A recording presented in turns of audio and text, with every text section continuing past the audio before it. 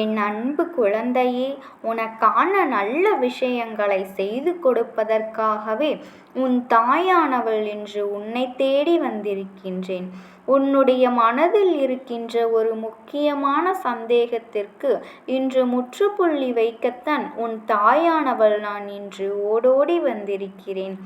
என் பிள்ளையே, உன்னுடைய மனதில் இருக்கின்ற சந்தேகம் யாரை பற்றியது? உன்னுடைய துணையை பற்றியது. என் பிள்ளை, நீ உன்னுடைய துணையை பற்றி உன் மனதில் இருக்கின்ற சந்தேகத்திற்கு உன் அம்மா தீர்வு சொல்வதோடு மட்டுமல்லாமல் உன்னை என்னவென்றும் எதற்காகவென்றும் நான் சொல்கின்றேன். நீ நினைப்பது சரியா அல்லது தவறா என்பதையும் நான் உனக்கு சொல்லிவிட உன் அம்மா நான் வந்திருக்கின்றேன். இதற்கு உனக்கு தீர்வை தர முடிவெடுத்திருக்கின்றேன். தெரியுமா என் பிள்ளையே, எந்த ஒரு விஷயத்தால் மனதளவு நீ உடைந்து காணப்படுகின்றாய்? எந்த ஒரு விஷயத்தை செய்தாலும் என் பிள்ளைக்கு இந்த விஷயத்தினால் வாழ்க்கையில் ஏதோ எல்லாவற்றையும் இழந்துவிட்டது போல ஒரு உணர்வோடு காணப்படுகின்றார். உன்னால் சரியாக சாப்பிட முடியவில்லை. எந்த வேளையிலும் உன்னால் கவனத்தை செலுத்த முடியவில்லை. வாழ்க்கையே முடிந்துவிட்டது போலல்லவா நீ உணர்ந்து கொண்டிருக்கிறாய்? என் பிள்ளையே, இப்படி ஒரு உணர்வு உனக்குள் வருவதற்கு காரணம் என்ன? என் குழந்தையே, உன்னுடைய வாழ்க்கையில் நடந்து கொண்டிருக்கின்ற சில விசித்திரமான சம்பவங்களை அம்மா உனக்கு எடுத்து சொல்கிறேன். உன் துணையின் மனதில் இருப்பது என்ன? அவர்கள் இப்படி நடந்து கொள்ள காரணம் என்ன? உன் மனது இந்த அளவுக்கு துன்பமடைவதற்கு காரணம் என்னவென்று உன் அம்மா நான் உனக்கு தெளிவாக சொல்கிறேன் கேள். என் தங்கமே, உனக்கு இந்த தகவலை கொண்டு ஓடோடி வந்திருக்கிறேன். என் பிள்ளை, நீ அம்மாவின் வாக்கினை கேட்டு முடித்த பிறகாவது மனதளவில் நீ சற்று சாந்தமாக இருக்க வேண்டும். ஏனென்றால் என்னுடைய பிள்ளையின் சந்தோஷமே இந்த தாயானவளின் சந்தோஷம். எத்தனை குழப்பங்கள் இருந்தாலும் அத்தனை குழப்பங்களையும் தீர்த்து கொடுத்து சந்தோஷத்தில்தான் உன் தாய் உன்னை விட்டு செல்வேன். என் பிள்ளையே, நீயும் நிச்சயமாக இன்று தெளிவடைந்த மகிழ்ச்சியில்தான் இன்று இரவு நீ உறங்க செல்வாய். என் தங்கமே, உன் வாழ்க்கை துணையானது அங்கே சில நாட்களாக செய்கின்ற செயல்பாடுகள் உன்னிடத்தில் இருந்து சற்று தூரம் விலகி நிற்பது போலல்லவா இருக்கின்றது? உன்னிடத்தில் இருந்து அவர்கள் விலகி நிற்பதற்கு காரணம் என்ன? உன் மீது அவர்களுக்கு ஏதேனும் கோபமா? என் பிள்ளை, நீ அம்மா நான் எந்த தவறுகளுமே செய்யவில்லையே. அம்மா, நான் எந்த தவறுகளுமே செய்யவில்லையே. அப்படி இருக்கும்போது என் மீது கோபம் கொள்வதற்கு என்ன நியாயம் இருக்கின்றது? அவர்களுக்கு ஏதோ மனதிற்குள் உறுத்தி கொண்டே இருக்கிறது. அதனால் என்னவோ என் மீது கோபத்தை காண்பிக்கிறார்கள் என்று நீ யோசிக்கின்றாய் அல்லவா? என் தங்கமே, நீ நினைப்பது உன்னுடைய சந்தேகம் 100க்கு 100 உண்மை. அவர்களுக்கு இருக்கின்ற வேறு ஒரு பிரச்சனையினுடைய வெளிப்பாடே அதை யாரிடம் காட்டுவது, எப்படி காட்டுவது என்று தெரியாமல் உன்மீது அதை திசை திருப்பி நின்று கொண்டிருக்கிறது. என் பிள்ளையே, இந்த விஷயத்தை நீ தெளிவாக புரிந்து கொள்ள வேண்டிய நேரம் வந்துவிட்டது. என் குழந்தைக்கு எது சரி எது தவறு என்று புரிந்து கொள்ள முடியாத நிலையில் இல்லை. வாழ்க்கை துணையாகவே இருந்தாலும் உணர்வுகளுக்கு மதிப்பு கொடுக்க வேண்டும் என்று எதிர்பார்க்கின்ற பிள்ளை அல்லவா? என் தங்கமே, உணர்வுகளுக்கு சற்றும் மதிப்பளிக்காமல் இது போன்று செய்யும்போது அது உன்னை எந்த அளவில் பாதிக்கிறது என்பதை என்னால் புரிந்து கொள்ள முடிகிறது. என் தங்கமே, எதுவாக இருந்தாலும் சரி இருக்கட்டும். நான் உனக்கு கொடுக்கின்ற இந்த விளக்கம் உன் வாழ்க்கைக்கு மிகவும் அதிகமானதாக பொருந்தும். ஏனென்றால் உன்னுடைய துணை தன்னுடைய வாழ்க்கையில் தான் செய்து கொண்டிருந்த இத்தனை நல்ல விஷயங்களும் இப்போது தலைகீழாக மாறியிருக்கின்றது. நல்ல நிலையில் சென்று கொண்டிருந்த அவர்களின் அத்தனை செயல்களும் இன்று தலைகீழ் மாற்றத்தை கொண்டு வந்திருக்கிறது. அது உன்னிடத்தில் அவர்களால் விலக்கி சொல்ல முடியவில்லை. மாறாக எப்பொழுதும் அதையே மனதில் போட்டு குழப்பிக்கொண்டு என்ன செய்வது ஏது செய்வது என்று தெரியாமல் அவர்கள் அங்கும் இங்குமாக அலைந்து கொண்டிருக்கிறார்கள். இப்படி இருக்கின்ற நேரத்தில் என் பிள்ளை, அவர்கள் உன்னிடத்தில் இதை சொன்னால் நீ பெரிதாக எடுத்துக்கொள்வாய். நீயும் அவர்களைப் போல எடுத்துக்கொள்வாய். அவர்களைப் போல உனக்கு நிம்மதி இல்லாமல் போய்விடும் என்பதனால்தான் உன்னிடத்தில் அதை காண்பிக்க தெரியாமல் திணறிக்கொண்டு இருக்கிறார்கள். பிரச்சனை அதிகமாக இருப்பதனாலோ என்னவோ அவர்களால் எப்பொழுதும் போல இருக்க முடியவில்லை. உன்னிடத்தில் எப்போதும் போல நடந்து கொள்ள முடியவில்லை.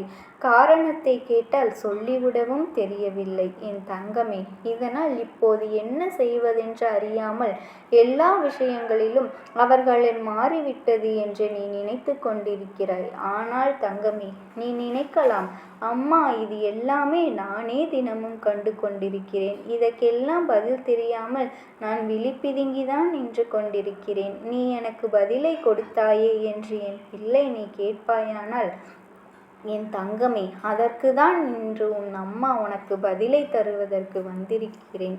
என் குழந்தையே, உன் வாழ்க்கையில் அவர்களுக்கு இன்று இருக்கின்ற இந்த சூழ்நிலை மீண்டும் நிச்சயமாக இல்லை. உன் கையில் ஒரு விஷயம் இருக்கிறது. பொறுமையாகவும் அமைதியாகவும் அவர்களினுடைய கஷ்டங்களை பகிர்ந்து கொள்ள வேண்டும்.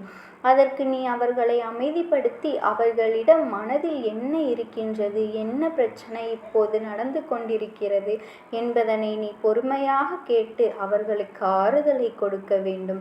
எப்பேற்பட்ட சூழ்நிலையிலும் நீ அவர்களுடன் இருக்க வேண்டும் என்பதனை அவர்களுக்கு சொல்ல வேண்டும். நிலைமை எத்தனைதான் மாறினாலும் வாழ்க்கையில் எதை இழந்தாலும் உன்னை இழக்க மாட்டார்கள் என்பதனை அவர்கள் புரிந்து கொள்ளும் விதமாக நீ எடுத்துரைக்க வேண்டும். என் தங்கமே, இன்று இருக்கின்றவர்கள் நிறைய பேரின் வாழ்க்கையில் மிகப்பெரிய பிரச்சனை இதுதான். என்ன தெரியுமா? நமக்கு துணையாக இருப்பவர்களும் நம்முடைய கஷ்டங்கள் எல்லாம் முழுமையாக தெரிந்துவிட்டது என்றால் எங்கே அவர்கள் நம்மை விட்டு விடுவார்கள் என்கின்ற பயம். அதை மறைக்க முயற்சிகள் செய்து அவர்கள் பொய்களை சொல்லி தானாகவே பிரச்சனைகளில் மாட்டிக்கொள்கின்றார்கள். எப்படியோ சொல்ல வேண்டிய விஷயம் வேறு எப்படியோ மாறிவிடுகின்றது. என் பிள்ளையே, இதுபோல் உன் வாழ்க்கையிலும் நடந்து கொண்டிருக்கிறது. அவர்கள் மேலும் மேலும் தவறுகளை செய்யாமல் இருக்க வேண்டும். அதற்கு என் பிள்ளை, உன் வாழ்க்கையில் நீ இப்போதாவது விழித்து கொள்ள வேண்டும். அவர்களுக்கு வருகின்ற கஷ்டங்கள் உனக்கும் தான். இருவரும் சேர்ந்து எல்லா விஷயங்களை சமாளிக்கலாம் என்கின்ற தைரியத்தை அவர்களுக்குள் நீ எப்போதோ கொடுத்திருக்க வேண்டும். அதை சரியாக நீ கொடுக்காத பட்சத்தில்தான் உனக்கு இது போன்ற கஷ்டங்கள் வந்திருக்கிறது என்பதனை நீ முதலில் புரிந்து கொள்ள வேண்டும். என் பிள்ளையே, ஒரு விஷயம் என்ன தெரியுமா? நமக்கு ஒரு கஷ்டம் என்று ஒன்று வந்தால் இவர்களோடு நாம் பகிர்ந்து கொண்டால் அதற்கான தீர்வு கிடைக்கும் என்பதனை முதலில் உன் துணையானவர் நம்ப வேண்டும். மாறாக எந்த ஒரு விஷயத்தை சொன்னாலும் அதற்கு நீ உன்னுடைய உணர்வுகளை வெளிக்காட்டினால், நீ உணர்ச்சி வசப்பட்டால் அவர்கள் எதையுமே உன்னிடத்தில் சொல்ல துணிய மாட்டார்கள். என் பிள்ளையே, இனியாவது இந்த விஷயத்தில் உன் பக்கம் தவறு இருக்கிறது என்றால் அதை நீ திருத்திக்கொள். எல்லா கஷ்டங்களையும் அவர்களோடு நீ பகிர்ந்து கொண்டால் உனக்கு மிக விரைவாகவே இந்த வாழ்க்கையில் நல்ல நிலைமை வந்துவிடும். உன்னுடைய துணையோடு உனக்கு நல்லதொரு புரிதல் எப்போதுமே இருந்து கொண்டிருக்கும். அதனால் என் பிள்ளை, இந்த தாயானவள் சொல்கின்ற விஷயத்தை சரியாக புரிந்து கொண்டு வாழ்க்கையில் ஒளிவு மறைவு இல்லாமல் வாழ்வதற்கு என்ன செய்ய வேண்டுமோ அதை செய். உன் துணை கொன்றாலும் சரி, பிரச்சனைகள் இல்லை என்றால் உடனே அதை பகிர்ந்து கொண்டு அதற்கான தீர்வினை சேர்ந்து தேட வேண்டுமே தவிர ஒருபொழுதும் அதை மறைத்து மறைத்து அதை இன்னொருவர் சொல்லி தெரிகின்ற அளவில் வாழ்க்கையை கடந்து கொள்ளக்கூடாது. வாழ்க்கையில் அப்போதுதான் விரிசல் ஏற்படும் என்பதனை நீ முதலில் புரிந்து கொள்ள வேண்டும். என் பிள்ளையே, நீ இதை சொல்லாமல் விட்டதனால்தான் சந்தேகம், நம்பிக்கை இன்மை என்பது போன்ற பெரிய வார்த்தைகளுக்கெல்லாம் வாழ்க்கையில் இடம் கொடுத்து விட்டாய்.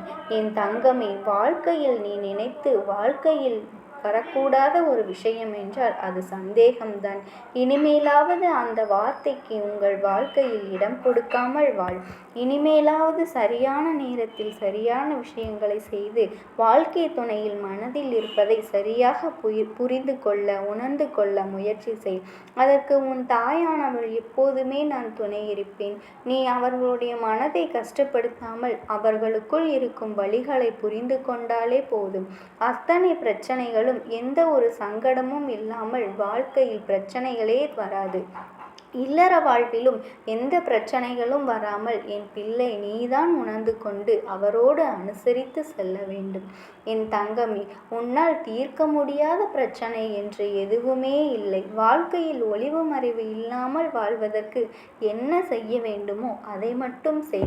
எந்த பிரச்சனையும் வராது. நீ உன் துணையோடு சந்தோஷமாக வாழலாம். உன் தாயானவள் அதற்கு நான் எப்பொழுதும் துணையாக இருப்பேன். எவ்வளவு பிரச்சனைகள் வந்தாலும் அந்த நேரத்தில் ஒரே ஒரு நிமிடம் மட்டும் நீ மனதார என் நாமத்தை உச்சரி. உனக்காக என் இரு கரங்களை நீட்ட உன் நிழலாக நான் உன்னை தேடி வருவேன். ஓம் சக்தி. ஓம் ஆதிபரா சக்தி.